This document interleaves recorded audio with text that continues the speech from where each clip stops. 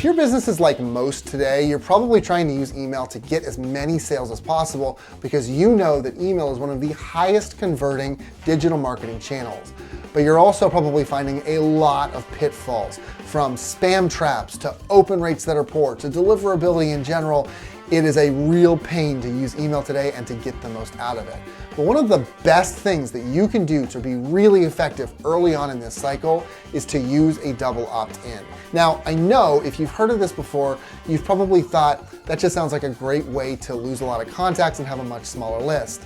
But actually, it's one of the best things that you can do for your business. And today I'm going to tell you exactly what it is, why it's necessary, why you want one, and I'm going to show you how to build it in less than an hour so you can get started right away. My name's Trent Kennelly. I'm a marketing strategist, and on this channel, I talk about all the things that you can do to improve your business through marketing, sales, and analytics. So if that sounds good to you and you're excited, make sure that you like this video, subscribe to this channel if you're into it, comment and let me know how you feel about making users jump through these extra hoops, whether you think that's going to be actually effective or not. I'd love to know what you think by the beginning and the end of this, and let's get started. Okay, so what is a double opt-in? This is very simple. It's the process of getting someone to confirm their interest in being marketed to by your company 2 times. So here's the typical chain of events. User's gonna go to your website and they're gonna sign up for a newsletter, or they're gonna sign up to download an ebook. They're gonna be entered into your back-end system then as an unconfirmed subscriber, meaning that they've said yes, they wanna subscribe, but they haven't double confirmed that they wanna subscribe, so they are unconfirmed. So you're gonna send them an email that asks for that confirmation. If that confirmation email is a result of a newsletter sign-up, it will just say, confirm your email. If it's as a result of an ebook, you would want to say, click here to get your ebook, okay? And so then they're going to go to the website to pick up their ebook. Either way, they're clicking on that button, they're going to the website, and at that point, once they've clicked on the button, they are marked in your system as a confirmed subscriber. Once they're a confirmed subscriber, you're allowed to send marketing emails to them as you'd like without any problems. Now, there are some things down the road you need to do to continue to groom them and make sure that your list is clean. That's not really the focus of this. For double opt-in purposes, that's really all you need to do. Okay, why is this necessary? This is necessary because of the General Data Protection Regulation, or GDPR, in Europe, which requires consent to hold user data, or there are some really heavy penalties, over-the-top penalties, to make sure that you stay in line. Now, does it specifically require double opt-in? No, it's not that specific. Laws generally aren't. It does, however, require that clear consent be given and recorded. And what's the best way to prove that clear consent was given? You get them to do it 2 times. That's very clear. If they only do it 1 time and then they never do it again, then it's really hard to say that that was clear consent. If they do it once and then they come back and they click the button and they do it a second time, that is very clear consent. That's why double opt-in has become very important, not because double opt-in is specifically required by the GDPR. Now you might be saying to yourself, whoa, whoa, whoa, isn't that an EU law? That I'm in the US, that has nothing to do with me, that doesn't apply. And technically, yes, you are correct that that's true. But there's a real wrinkle here, and that wrinkle is ignorance. You don't always know where your user is from because you're usually relying on systems to tell you that. You have no other way to find that out unless you specifically ask them. And as you're gonna see in just a minute, I really don't advise that you have any more than a single form field when you're getting a double opt-in form email submission, because the more you ask of them, the less likely they're going to opt in. So you're just adding barriers. And so you're not gonna have that information from the user specifically writing it in, and you might have it from Gmail or Hotmail, but it's not a guarantee. And so it's possible that people from the EU are going to slip through, and they're going to go through an automation that is not double opt-in, and then they can come back and sue you for that heavy amount of money, which you don't want. Because it is not Google's problem if those people slip through. It's not your email service provider's problem if that happens. It is your problem. Yes, those others might get damaged in their own ways, but you will be the one that is most hit by that. So it's really better to just be compliant as much as possible with this rule, since it's the strictest. Okay, so we got it. There's lots of ugly little penalties for not doing a double opt-in. Ugh, let's not talk about that. Let's talk about why you want this thing. Well, first, let's talk about the goals for your email. Why are you getting their email in the first place? You're getting their email to sell to them. And if you're getting emails from a bunch of different people that are uninterested inactive, aren't even interested enough to click a confirmation button, you're probably wasting your time with those email addresses anyway. If you want a 300,000 person email list just to say you have it, congratulations, nobody can see it anyway. It's not like YouTube subscribers or something. You're just wasting your time and your money, because a lot of these email service providers, most of them in fact, are going to charge you based on the number of contacts that you have in their system. So if you're paying for 300,000 contacts, but only 100,000 of those are interested, then 200,000 is just totally wasted money that you could be spending on something else. Not only that, but if you have a more honed down and lean list, you're able to focus on the attributes that are most interesting to that list more easily. You have 300,000 people and a bunch of them are not opening your emails. You assume your emails aren't that interesting. But if your emails are suddenly getting more opening or less opening with a smaller list, you know that there is something in that email that might need to be changed or might need to be doubled down on based on what you've seen in how people are reacting to those emails. So having a really active and involved and interested list is way more important than having a big list, which doesn't actually matter that much. All right, let's go ahead and actually put this double opt-in together. Now I'm gonna use 3 different pages and I'm gonna use an email system. I'm using ActiveCampaign. You can use maybe other things. HubSpot if you have it. MailChimp doesn't have this.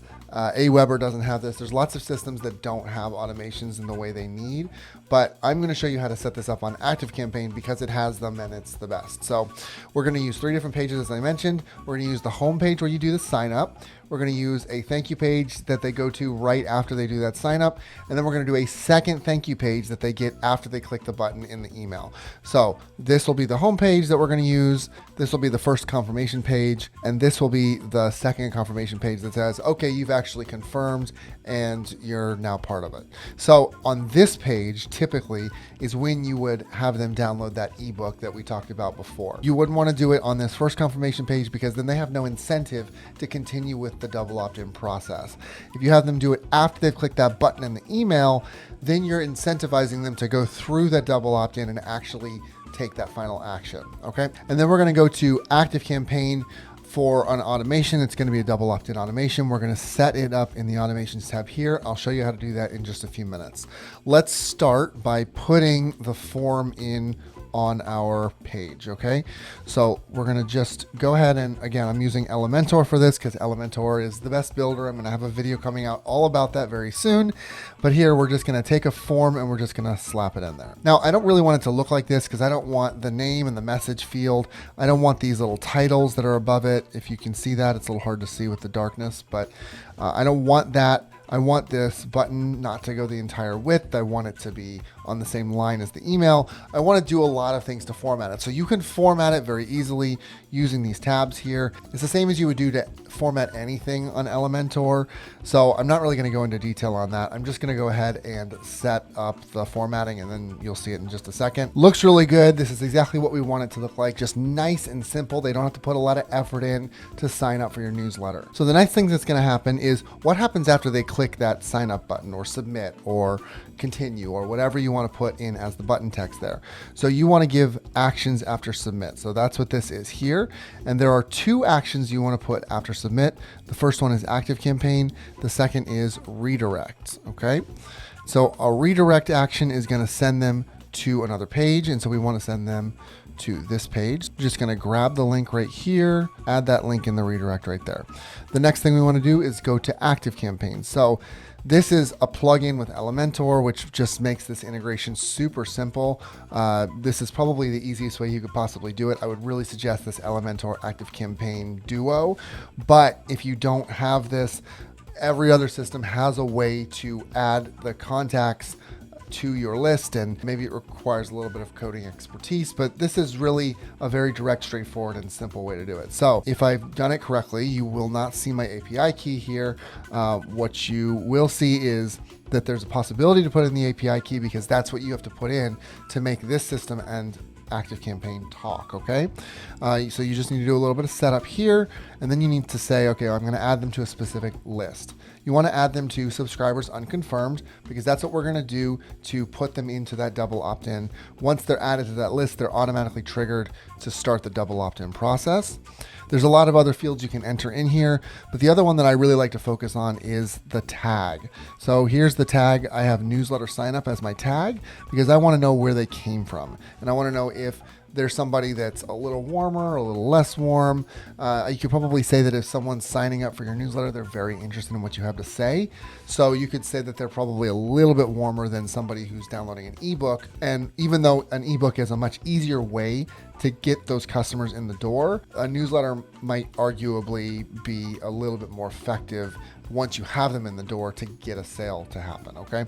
So I want to have that tag there so that I'm able to make that distinction if I need to down the road. So that's all we have to do here. So we're just going to go update and our page is going to be updated. So now the next thing we need to do is create that automation. So we're going to go over here to ActiveCampaign and we're going to create a new automation. I like to start from scratch. So now what we're going to do is we're going to add a start trigger, and that start trigger is going to be subscribes to a list because we want this to trigger when they subscribe to subscribers unconfirmed. So select the list, subscribers unconfirmed.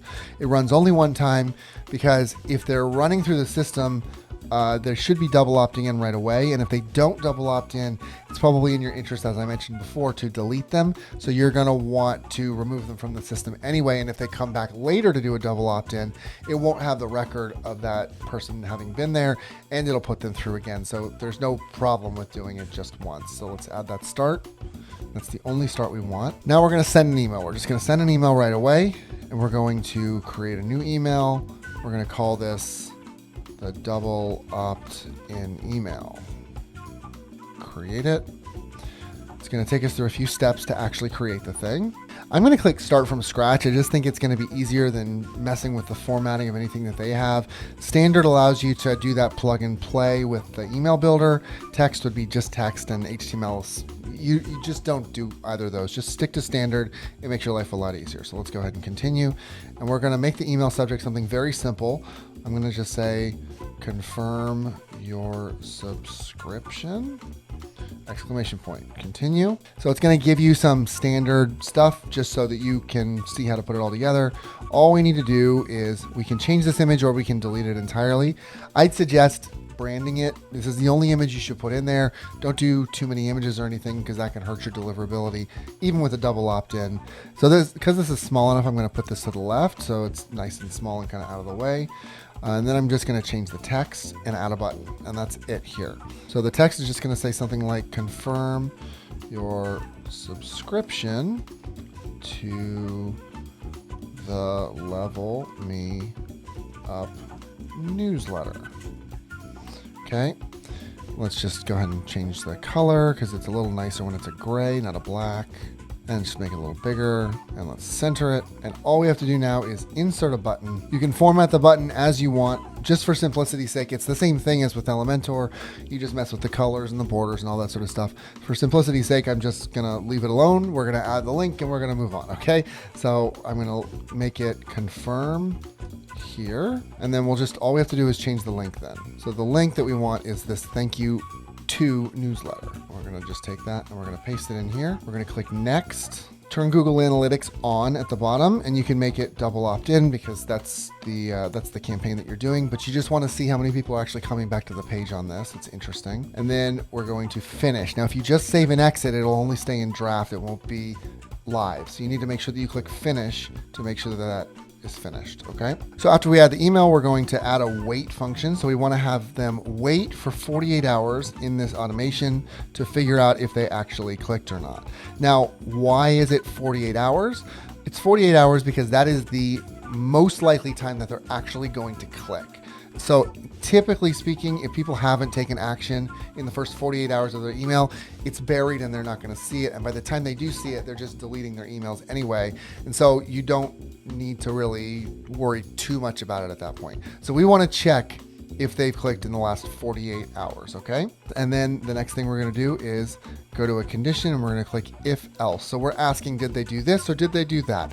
Did they click or did they not click? So we're going to say the condition that they have done is they've clicked on a link in this specific campaign and they want this specific link. Now, I only had one link in there, but it could be the case that you, as a standard practice, have your Facebook and Instagram and Twitter links at the bottom in your footer. And that could count as a link if you just put, oh, they clicked on any link. So you want to be very specific here, because what you're trying to do is show they actually confirmed that they were interested in continuing. And then you can show the email that shows that they actually confirmed that subscription and that they were ready to go through. So you're kind of building a little bit of a paper trail here. So you want to be really clear on this, okay? So you want them to specifically click on the link that's going to take them back to the website. And that's the best way anyway, because then you're going to get them back on the website and who knows, maybe push them through the funnel a little bit more. Okay, so we're going to add that. Now, if they did, there's a few things that we're going to do here. The first thing that we're going to do is we're going to unsubscribe them from that subscribers unconfirmed list because they're no longer an unconfirmed subscriber. And we're going to go ahead and apply that. Save. The next thing we're going to do is add them to one or two lists. So typically, I like to add them to, because this is a newsletter, sign up this newsletter list and subscribers confirmed. So the reason that I do that is because subscribers confirmed is a very general list. So everybody who confirms across my entire platform will go into subscribers confirmed. If somebody signs up through an ebook or something, maybe I decided that I'm not going to send them a newsletter. You should, but if for some reason there's a specific situation where you don't, then you would want to have them in a separate list for that. So you just generally want to have your lists separated out so that it's clear what actions you're able to take with those lists, okay? And so I add these people to newsletter sign up and subscribers confirmed. So we're going to apply that, save it. The next thing we want to do is add a tag. So I like to just do this as a double down effect in case somehow they get pushed off of your subscribers confirmed or your newsletter sign up. I like to add the tag confirmed subscriber just to be absolutely sure that this person is a subscriber and I can find them wherever I need to. And that's all we need to do with this contact at this point. You would probably want to push them to some welcome series automations or something like that. We're not really going to cover that here. So at this point, we're just going to go ahead and end this automation. And then we're going to take care of this no side. So the no side, all we're going to do here is wait for 5 more days. Now, I just told you that most people are going to click in the first 48 hours. Truthfully, most people are going to click in the first hour. But I like to do this as a fail-safe because it's possible that a couple people could click in that last 5-day period. It's very unlikely they're going to click after that. But if they click in that first 5-day period, you don't want to miss it, right? And for the most part, it's really not costing you anything in the way of the number of contacts in your system or how bulky your contact list is if you're letting people sit in this function for 5 days before making this decision again. Because all we're going to do at this point is ask this same question if they've clicked on the link in the last now 7 days. And if they have, great, we can add them back to the confirmed subscriber lists. If they haven't, then we're just going to add them to be deleted. So this is how we're going to do it. We're going to do the exact same thing. If else clicked on a link in double opt-in, this link, add it. If yes, we're just going to save ourselves a little time. We're going to click go to, and we're just going to drag it up to here. And then it'll just go up to that part and it'll start doing the exact same thing we wanted it to do at that point anyway. If it's a no, then at this point, we should probably consider the contact a lost cause. We're going to unsubscribe them from subscribers unconfirmed because there's no point in keeping them there. They're not a subscriber. So unsubscribe them from this. So they're going to be in no lists at this point. Save that. And then we're going to add a tag, and that tag is to be deleted. Now, the reason that I add this tag is because I can then go into my tag manager here and I can look at the people that specifically have that tag, and I can just kind of do a spot check and make sure that nobody was mistakenly put in there. We don't have to do that every time, but it is good to do that every once in a while. Plus, instead of just straight up deleting them and never keeping this contact again, you can pull them down into an Excel spreadsheet and just hold on to them for Facebook retargeting or something else. So it's important not to totally blast them right away. It's just safer to put this tag on so that you can kind of manipulate them as you need to. And then all you have to do at that point is you need to end the automation. And that's it. That's your entire double opt-in automation. It's going to send them from this homepage here to this thank you page, to the email, and then back to this thank you, you're now confirmed page. That's the entire funnel. At this point, all you need to do is make this active and then do a few test emails to make sure that it's working as you expect. And that's it. So there you go. I hope that you understand the importance of this now, how important it is to have a double opt-in in your email system. It takes very little time to set up, and it is really effective for your email subscribers. I strongly, strongly encourage you to do this today because you can do it in less than an hour. So if this was helpful for you, make sure that you give this video a like, comment, and let me know how you feel about this in general. I know some people have their reservations, but hopefully I changed your mind a little bit in this video. Subscribe to this channel if you're into it, and I will catch you in the next one.